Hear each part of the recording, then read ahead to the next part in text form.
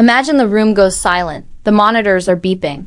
And in that chaos, as you're holding the hand of your parent or partner, one question drowns out all the noise from the doctors and the machines. It's not about the clot-busting drugs or the surgery, it's a deeper, more terrifying question. Is this it? Is the person they were gone forever? The hospital staff will hand you pamphlets on medication schedules and physical therapy appointments. They'll explain the discharge process. But rarely does anyone pull back the curtain and give you the raw, evidence-based truth about the brain itself. Can those damaged cells actually regenerate, or are we just managing a decline? This video isn't about blind optimism. It's a deep dive into the peer-reviewed science from institutions like Johns Hopkins, Stanford, and the American Academy of Neurology. We're looking at the data that proves the brain is far more resilient than standard discharge papers let on. If this is the type of hard-hitting, factual health content you need, make sure to hit that subscribe button for healthy lifestyle. And in the comments, drop an emoji of your home country. Let's see how global our community really is today. Your comments actually help the algorithm share these critical insights with more families who need them. Now, let's talk about the mechanism that changes everything. The word you need to tattoo on your brain is neuroplasticity. It's not a buzzword. It's the fundamental property of your central nervous system. It describes the brain's ability to physically change its structure based on input and experience. A major 2021 consensus report from the Lancet Neurology reviewed decades of rehabilitation data. It confirmed unequivocally that the adult brain retains the ability to rewire itself long after a traumatic event like a stroke. The brain doesn't just sit there. It fights back. When a stroke kills cells in one region, the brain initiates cortical remapping. This means the neurons in the healthy tissue surrounding the dead zone start sprouting new dendrites. They try to form connections to compensate for the lost functions. It's like a city rerouting traffic after a bridge collapses. The destination is still reachable, just via a different, bumpier road. This isn't a theory, it's visible on functional MRI scans. But here is the brutal reality of the timeline, and we have to address it. The clock ticks in blood and oxygen. Dr. Gregory Albers at Stanford published a pivotal study in the journal Stroke that quantified the damage. During an ischemic stroke, a blockage, approximately 120 miles of nerve fibers are destroyed per hour. Specifically, 2 million neurons die every single minute treatment is delayed.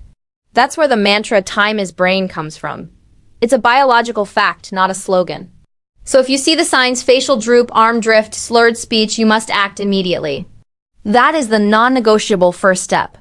However, and this is the massive however that changes the recovery narrative, the emergency window is not the recovery window. While the acute phase is measured in minutes, the rehabilitation phase is measured in months and years. The brain's response to therapy remains highly active for at least the first 100 days post-stroke. Recent longitudinal studies show that significant functional gains can be made for years afterward with the right stimuli. The story doesn't end when you leave the hospital. In many ways, it's just the beginning. So what dictates whether that rewiring is successful?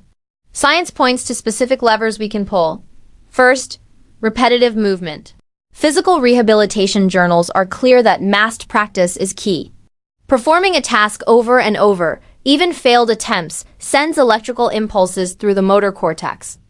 This stimulates the production of myelin, the insulating sheath around nerves, making the new pathways faster and more efficient.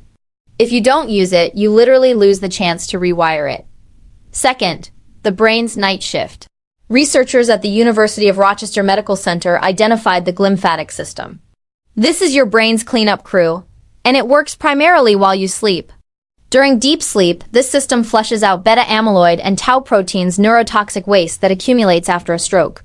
A 2019 study in Brain confirmed that disrupted sleep after a stroke directly inhibits this repair process, slowing recovery. Third, and this might surprise you, social engagement isn't just emotional support, it's neurological fuel.